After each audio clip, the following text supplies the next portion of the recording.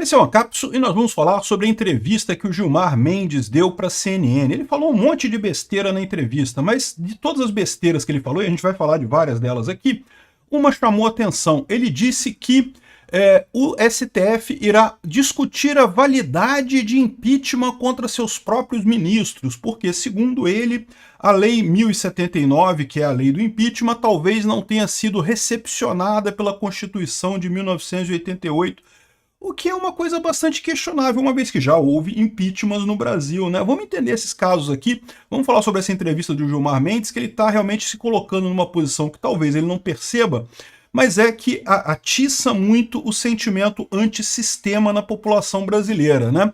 Essa notícia foi sugerida por Andréa Sade e Mia Khalifa, do OnlyFans, Tomei Todinho na casa da vovó Turguniev e várias outras pessoas. Obrigado aí ao pessoal que sugeriu notícias lá no nosso site, no visãolibertaria.com, e obrigado a você que está assistindo o nosso vídeo. Se você gosta do nosso conteúdo, por favor, deixe o seu like e se inscreva aqui no canal, né?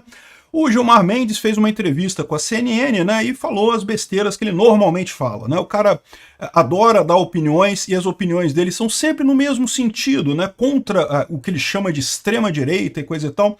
O Gilmar Mendes é daquela turma da centro-esquerda, turma do PSDB, aquela turma ali da centro-esquerda brasileira que ficou muito chateada com o Bolsonaro, porque perdeu espaço político, né? Hoje em dia, ninguém mais leva PSDB a sério, mesmo o PSD, que está querendo tomar o lugar do PSDB, o pessoal já está descartando também, então esse pessoal continua muito chateado com o fim da relevância política deles, né? Ninguém encarnou melhor essa revolta do PSDB dentro do STF do que o Gilmar Mendes. Ele não cansa de falar besteira no que tange a política e a processos e coisa e tal, né? Bom, ele disse aqui, ó, a manchete é o seguinte, ele disse à CNN que 2026 será de eleições muito mais tranquilas. E eu não sei o que ele quis dizer com isso, tá? Assim, todo mundo espera que seja tranquilo, eu também espero que seja tranquilo, adoraria que fosse tranquilo. Mas lembra, quando lá atrás, em 2023, eu avisei para vocês que em 2024 a censura vai ser pior ainda do que foi em 2022. Por quê? Porque o pessoal em 2022 começou a censurar todo mundo, a calar todo mundo, mas quando começassem as eleições de 2024 e o pessoal percebesse que isso não fez diferença, que eles tiraram o Bolsonaro, mas o bolsonarismo continua muito forte, a direita continua elegendo muita gente, o Lula continua perdendo força, o PSDB continua perdendo força. Quando eles perceberem isso, eles vão aumentar ainda mais a regulação, vão aumentar ainda mais a repressão, né?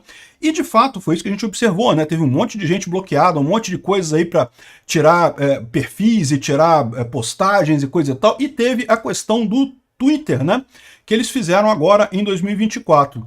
E olha que curioso, eu falei isso aqui primeiro num vídeo meu, mas o André Marsiglia, que é um jurista que eu respeito muito, ele chegou à mesma conclusão que eu aqui, ó. Ele falou que num artigo aqui no Poder 360, ele falou que a suspensão do X foi laboratório para 2026. E se tivermos uma imensa agressividade com as redes sociais, em 2026, quando o governo petista frágil tiver a real chance de cair e voltar à direita ao poder, ele está achando que em 2026 o que vai acontecer é que eles vão bloquear outras redes sociais. Eu também cheguei nessa mesma conclusão num vídeo que eu fiz alguns dias atrás, e o que eu falo é isso, né? Esse é o desespero do pessoal. Eles suspenderam o X, não fez diferença nenhuma. Eles esperavam que fizesse, eles esperavam que isso ajudasse a esquerda. Não ajudou em nada, continuou a direita ganhando muito poder, ganhando muito espaço. Agora, isso quer dizer que eles vão chegar à conclusão de que não, então rede social não importa tanto assim e coisa e tal. Eu já falei para vocês, não é assim que funciona. As pessoas, quando embarcaram na dissonância cognitiva, né, elas estão naquela bolhazinha pequenininha delas ali, elas nunca vão achar, pô, será que eu estava errado?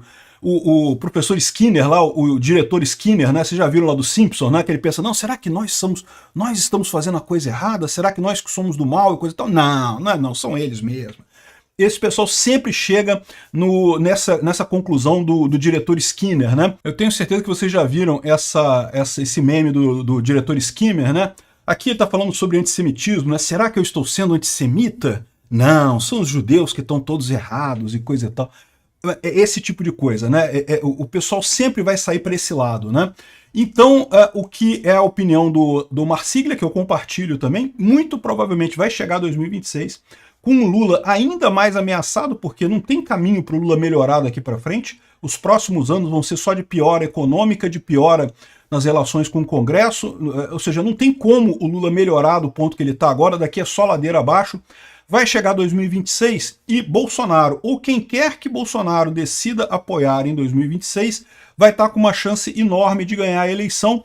E aí esse pessoal vai apavorar de novo, porque lembra, né? Esse pessoal não querem Bolsonaro, não querem esse retorno do Bolsonaro ou da direita no Brasil, né? E aí, o que eles estão falando aqui? Que eleição de 2026 será muito tranquila.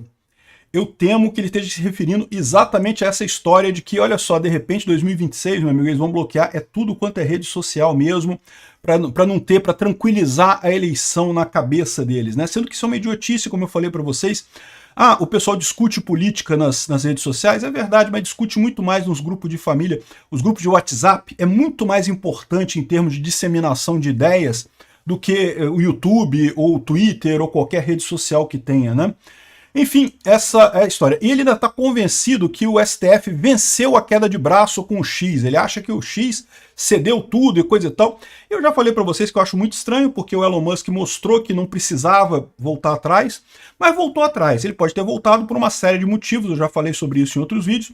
Pode ser que tenha sido um acordo mesmo do STF com ele, não descarta essa possibilidade.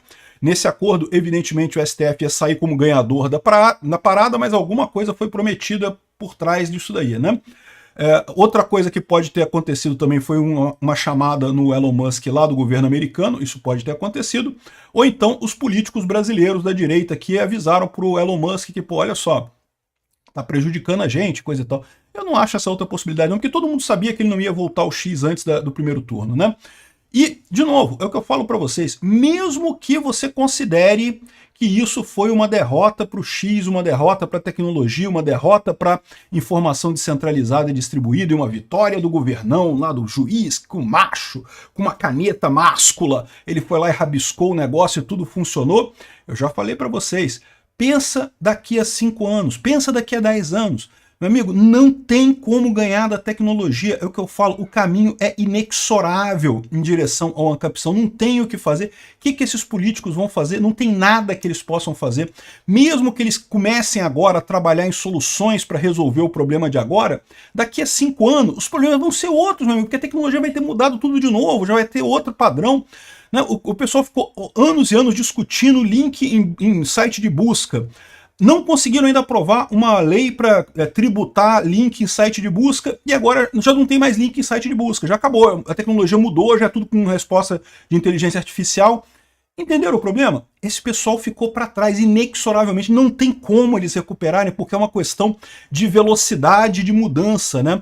O governo ele é lento para responder, e a tecnologia está cada vez mais rápida, o governo nunca vai conseguir responder com leis adequadas ou com proteções adequadas no ponto de vista deles, né? Certamente não são adequadas para todos. Então vamos ficar com essa brutalidade de proibir sem chegar a lugar nenhum, né? Outra coisa que o Gilmar Mendes disse, que a maioria da população é beneficiada pela decisão do Supremo, né? Isso aqui o Deltan Dallagnol respondeu, isso daqui já respondeu muito bem, mas é muito engraçado, é o que eu falo sempre aqui, esse pessoal do STF tá numa bolhazinha, que é uma bolhazinha deste tamaninho assim, cara, mas muito pequenininha mesmo para achar uma coisa dessa, né? Ou então tá sendo chantageado, né? Uma dessas duas coisas, né? Outra coisa que ele disse, isso daqui eu acho que é um absurdo, é que o STF pode discutir validade de impeachment contra seus próprios ministros, né? O Gilmar Mendes falou aqui, ó, se vier por acaso a tramitar um processo contra o ministro, certamente haveria discussão se essa lei foi recepcionada. Uma lei que foi feita sobre a Constituição de 1946, ele está se referindo à Lei 1079, que é a lei do impeachment, se ela foi recepcionada pela Constituição de 1988, ele disse numa entrevista à CNN, né? E eu já falei para vocês que eu acho que realmente esse é o grande desafio, né? O Senado, quem tocar esse processo, vai ter que ser uma pessoa muito ousada, porque vai ter que peitar o STF. O STF vai dizer que a lei não vale, e essa pessoa vai ter que lembrar ao STF que a jurisdição nesse caso não é do STF, a jurisdição nesse caso é do Congresso. Porque o juiz natural desse processo, desse rito do impeachment, está claro na Constituição que é o Senado Federal. Então o Senado é a jurisdição correta, não o STF. Então o STF não cabe avaliar o direito dessa lei, né? Mas você tem dúvida que vai acontecer? Você tem dúvida que o STF vai querer se preservar dessa forma, né? Enfim, outra coisa curiosa, como o próprio André Marsiglia levantou aqui, é que o STF já referendou todos os processos de impeachment até hoje com base nessa lei. Ou seja, no final das contas, a lei já foi recepcionada pela nova Constituição, né? Já teve o impeachment do Collor, já teve o impeachment da Dilma. Então a lei foi recepcionada, o STF já recepcionou essa lei, né? Agora, é lógico, eles podem alegar que recepcionou todos os artigos do presidente da República, mas não recepcionou os artigos do STF. O que seria uma coisa absurda, né? Uma coisa sem sentido algum, porque é basicamente a mesma coisa que ele coloca ali. A lei é basicamente a mesma, é muito genérica, muito aberta, e fala a mesma coisa para todos os cargos, né? De qualquer forma, o que está acontecendo aqui, né? O STF está dizendo que vai brigar nisso daí. E é o que eu falo para vocês, isso daqui nasce de uma visão equivocada do STF, que ele acha que é isso daí, o poder institucional, a gente vai bater na tecla do poder institucional, não pode tirar ministro porque a gente não fez nada errado e não sei o que lá, não pode ter controle sobre o STF, coisa e tal. E o que eles não estão percebendo é o componente político disso. Por quê?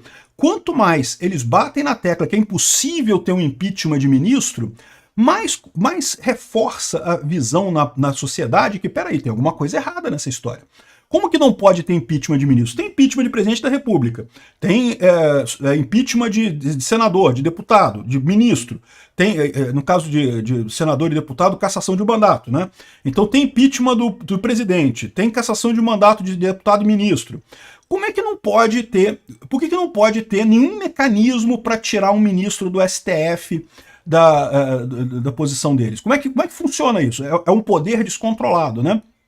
E aí é que eu falo para vocês, esse tipo de coisa, eu estou torcendo para isso começar esse processo de impeachment, porque eu concordo, o STF vai fazer exatamente isso, ele vai negar esse impeachment, só que vai dizer que é inconstitucional o impeachment. Aí a gente tem duas alternativas. Pode ser que a gente tenha um bom presidente do Senado que vai bater o pau na mesa e vai colocar, olha só, a jurisdição do processo de impeachment é do Senado. Então o STF fica caladinho aí, porque vocês não tem nada a falar sobre isso, porque está na Constituição que é o Senado que faz impeachment de ministro do Supremo. Então é a gente que vai decidir aqui. Se alguém vai dizer que é inconstitucional, é a gente, é o Senado que vai dizer que é inconstitucional. Mas tem que ser um cara macho, porque vocês sabem, né, que o STF vai retalhar de todas as formas possíveis. Ou então, mesmo que ele não faça isso, mesmo que ele, a coisa acabe aí, realmente não pode ter impeachment de ministro do Supremo porque o STF considerou a lei inconstitucional. Aí o que vai acontecer? Vai acontecer mais revolta popular.